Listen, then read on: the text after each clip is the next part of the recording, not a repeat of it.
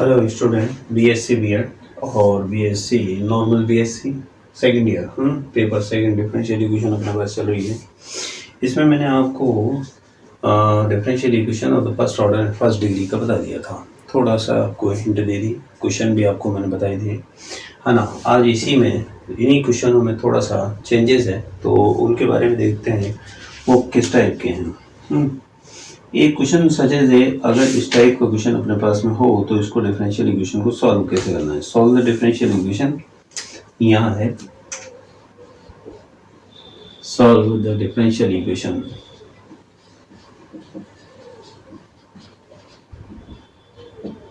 First order and first degree. तो जैसा कि क्वेश्चन के अकॉर्डिंगली हम क्वेश्चन लिखते हैं, ठीक है। तो ये क्वेश्चन है x plus Y in whole square D Y upon D X is equal to A square. अब इस क्वेश्चन में देखिएगा, यहाँ थोड़ा सा डिफरेंट है। यहाँ आपको वेरिएबल सेपरेट नहीं करने, तो वेरिएबल नहीं करने तो क्या करना पड़ेगा, ये देखो थोड़ा सा। अब ये क्या है, हमारे माइंड को थोड़ा सा एक जगह कंसंट्रेट करना पड़ेगा। भाई हमारे को कहाँ कहाँ क्या क्या चीज़ दे रखी है, फॉर्म कैसी है, प्रश्न क्या है। हम क्या है, कभी कभी इन डिफरेंशियल और इंटीग्रेशन में बस यही उलझ जाते हैं। इसमें एक वे नहीं होता, डिफरेंट वे होते हैं। तो यहाँ ये क्वेश्चन को ही पहले रीडिंग करना पड़ेगा कि किस फॉर्म में दे रखी है, बस ये है।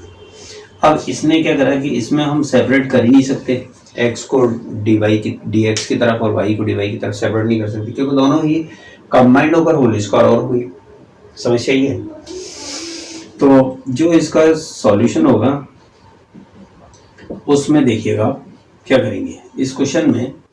यहाँ आपको इसको पहले मैं कॉपी कर लेता हूँ, ठीक है। चलिए अब एक काम करते हैं, x प्लस वाई को हम माना, यानी let x plus Y is equal to T. तो इसका डिफरेंशिएशन क्या होगा, 1 plus D Y upon D X is equal to D T upon D X. Clear. अब यहाँ पर इसकी जगह तो टी पुट कर देंगे, लेकिन इसकी जगह क्या करेंगे हम, तो यहाँ से मान निकालो, D Y upon D X is equal to हो जाएगा D T upon T X minus 1 इस जगह पर। तो जो ये इक्वेशन थी आपकी, ये चेंज हो गई। क्या हो गई, टी स्क्वायर और D T upon D X minus 1 is equal to A square. ये हुआ ना। अब मैं इस टी स्क्वायर को चाहूँ तो इसके साथ मल्टीपल कर देता हूँ या अपॉन में ले जाता हूँ, है ना। तो यहाँ मेरे पास में D T upon D x, ये टी स्क्वायर से मल्टीपल हुआ और टी स्क्वायर से एक मल्टीपल हुआ और ये स्क्वायर। इसको यदि उधर ले जाते हैं तो क्या हो जाएगा, D T upon D x T square बराबर टी स्क्वायर प्लस ए स्क्वायर, ठीक है। अब यहाँ अगर आप चर पृथक करने का नियम लगा सकते हो, चर पृथक करने पर क्या होगा, चर कैसे पृथक होंगे, टी के साथ में ए कांस्टेंट है, तो ए को तो आप किधर भी मान सकते हो, एक्स के साथ डी वाई के साथ में। अगर ये टी के साथ जुड़ी हुई है तो टी के साथ होगी। भाई ये कांस्टेंट का कोई लेना देना इतना हार्डली नहीं होता। अब ये टी और एक्स दो वेरिएबल है यहाँ पर, तो अगर एक्स होता ना तो दिक्कत हो जाती। अब ये संख्या इसके नीचे चली जाएगी, टी स्क्वायर बटे टी स्क्वायर प्लस ए स्क्वायर डी टी बराबर 1 डी एक्स। अकेला रह गया ना, क्योंकि टी स्क्वायर प्लस ए स्क्वायर नीचे आ गया। फिर ये समाकलन करने से पूर्व, यानी यहाँ हम समाकलन करेंगे तो यहाँ लिखना पड़ेगा इंटीग्रेशन, यानी समाकलन करने पर separate the parts, intercept part लिख लेना, ठीक है। तो इंटीग्रेशन में इसको लिख लेता हूँ टी स्क्वायर बटे टी स्क्वायर प्लस ए स्क्वायर डी टी बराबर डी एक्स और प्लस सी 1 डी एक्स। अब देखिए इसका जो इंटीग्रेशन होगा ना वो डायरेक्ट नहीं होगा। हाँ ऊपर टी स्क्वायर है इसलिए नहीं होगा, नीचे प्लस में ए स्क्वायर है तो ऊपर वाली संख्या में नीचे वाली का या तो डिवाइड करो पहले, या ए स्क्वायर जोड़ लो, ए स्क्वायर घटा लो। तो देखिएगा टी स्क्वायर प्लस ए स्क्वायर माइनस ए स्क्वायर और बटे में टी स्क्वायर प्लस ए स्क्वायर इसके साथ भी और इसके साथ भी और इंटू डी टी बराबर, तो इसका इंटीग्रेशन ही कर दो ना, एक्स प्लस सी सीधा। अब यहां पर देखिएगा क्या होगा, इस जगह भाग दिया तो एक आ गया 1 डी टी माइनस, इसमें अगर इसका भाग देंगे तो ए स्क्वायर को बाहर रखकर 1 अपॉन टी स्क्वायर प्लस ए स्क्वायर डी टी बराबर है एक्स प्लस सी। ए स्क्वायर इसकी कांस्टेंट है, वो मैंने बाहर रख दी, इसमें पूरा पूरा भाग हो गया 1 बार, डी टी को मैंने मल्टीपल कर दिया। अब इंटीग्रेशन देखते हैं, टी माइनस ए स्क्वायर इंटू, इसका इंटीग्रेशन क्या होगा, 1 अपॉन एक्स स्क्वायर प्लस ए स्क्वायर का वर्क कर रहा है, तो 1 अपॉन एक्स स्क्वायर प्लस ए स्क्वायर बराबर होता है tan इनवर्स एक्स अपॉन ए, खाली कि या 1 अपॉन ए tan इनवर्स एक्स अपॉन ए। सोचो 1 अपॉन ए tan इनवर्स एक्स अपॉन ए हो जाएगा। तो यहाँ लिखना पड़ेगा 1 अपॉन ए tan इनवर्स टी अपॉन ए, मतलब टी एक्स का काम कर रही है बराबर एक्स प्लस सी। अब इसमें जो संख्या आपके कट गई वो कौन सी कटी, एक ए कट गया इसमें से, है ना। अब इस टी के स्थान पर वैल्यू पुट कर दो, तो टी के स्थान पर हमने माना था X plus Y minus A tan inverse X plus Y upon A बराबर है एक्स प्लस सी। एक्स से एक्स काट लो, काट दिया। अब आपके पास में ये जो बचा है यही आंसर है चाहो तो, ठीक है। तो लास्ट में आप लिख लेना y minus A tan inverse x plus Y upon A is equal to C, ये आंसर होगा, ये सॉल्यूशन होगा। तो यानी इस डिफरेंशियल इक्वेशन का जो सॉल्यूशन है वो ये निकला, क्या निकला, a tan inverse x plus Y upon A. आया कुछ समझ में, ज्यादा हार्ड तो है नहीं, सिर्फ ये है कि एक जगह तो आपको ये मानना पड़ा, और दूसरा मानने के बाद में आपको इसका डिफरेंशिएशन का दोनों का उपयोग करना पड़ा इक्वेशन नंबर 1 में।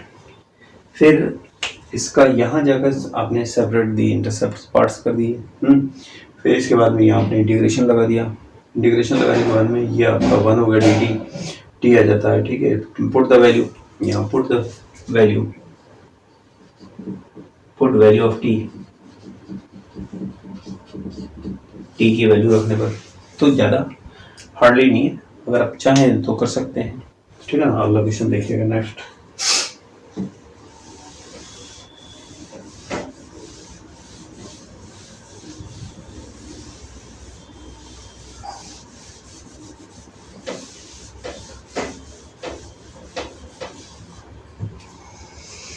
अब इसी में मैं आपको एक दूसरे टाइप का बताता हूँ, जैसे इसमें तो चलो ये सिंगल थी, है ना।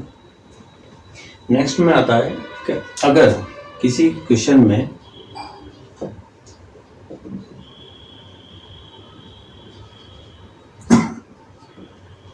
इस तरह से वैल्यू दे दी जाए कि साहब यहाँ लिखा हुआ है cos x plus Y, sorry हाँ cos x plus Y D Y बराबर डी एक्स। अब यहाँ क्या चक्कर पड़ गया, ना तो D Y upon D X दिखाई दे रहा है ना, और एक एक्स प्लस वाई अलग है, वो भी उसके साथ कॉस लगा हुआ है। तो सबसे पहले तो एक काम ये करिएगा कि आप D Y upon D X लिखोगे ना, तो ये जो कॉस की संख्या है वो तो चली जाएगी, 1 बटा कॉस एक्स प्लस वाई, और 1 upon cos X plus Y को क्या कहेंगे हम, sec, sec X plus Y हो गया ना।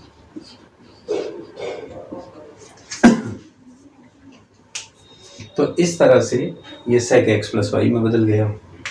अब ये जो आपकी इक्वेशन थी पहली, पिछले क्वेश्चन की तरह से ही क्या करेंगे, let X plus Y is equal to T, यानी इसकी जगह फिर आप इसका डिफरेंशिएशन करोगे तो 1 plus D Y upon D X is equal to D T upon D X. D Y upon D X निकालना चाहोगे तो क्या लिखा जाएगा, D T upon D X minus one. ठीक है, तो हम ऐसा करते हैं, इस संख्या को यहाँ लिख देते हैं, मतलब इस जगह भी और इस जगह इस पुट करते हैं, मतलब यहाँ पर लगाइएगा आप, तो ये हो जाएगी आपकी संख्या D T upon D X minus का वन बराबर सेक टी, सेक और टी। अब ये वन उधर चला जाएगा, है ना, तो यहाँ संख्या हुई हमारे पास D T upon D X बराबर वन प्लस सेक टी। अब पार्ट को कैसे सेपरेट करें, सेक है तो सेक को ऐसा करते हैं, कॉस में लिख देते हैं इसको यहाँ पर, one plus one upon cos T, वापिस D T upon D X. फिर इसका एलसीएम ले देता हूं मैं, यहाँ पर कॉस टी इधर लिखेंगे कॉस टी प्लस वन। अब यहाँ पर आकर intercept part, separate the intercept part, intercept part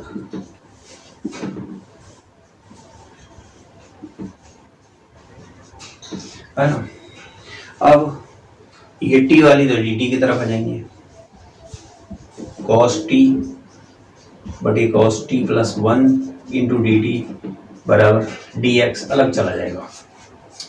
फिर क्या करोगे, ये वही तरीका आ गया अभी जिसमें कि मैंने ये स्क्वायर प्लस किया था, यहाँ वन प्लस करना वन माइनस करना, लेकिन अब कॉस टी बटा कॉस टी प्लस वन है, समस्या ये है। तो इस जगह पर पहुंचकर आपको सॉल्यूशन करना है कॉस के रूप में। तो कॉस के रूप में आप सॉल्यूशन बता सकते हो, one upon one plus cos T का सॉल्यूशन क्या होगा, वन प्लस कॉस का सूत्र क्या होता है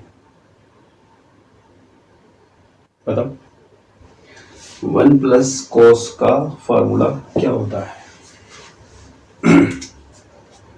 चलिए खैर, मैं आपको यहाँ पर पहले तो ऐसा करता हूँ, इसमें वन प्लस करके बता देता हूँ, cos T plus one minus one, इसमें अलग अलग भाग दो पहले तो, कॉस टी प्लस वन और one plus cos T into D t बराबर डी एक्स, ये अलग कर दिया। अब इंटीग्रेशन कर देते हैं यहाँ पर, इंटीग्रेशन। अब इंटीग्रेशन करेंगे तो इधर की टर्म तो क्या होगी, इधर की टर्म तो होगी वन डी टी माइनस ये क्या कहलाएगी, one upon one plus cos t, तो one upon one plus cos t को कहते हैं two cos square t by two D t is equal to one d x और प्लस सी। आपको याद होना चाहिए ये one plus cos x two cos square x by two होता है, जबकि one minus cos x two sine square x by two होगा, ये होता है ना। तो ये हो गया। अब इसके बाद आपको क्या करना है, यहाँ आगे इधर का मिटा देता हूँ,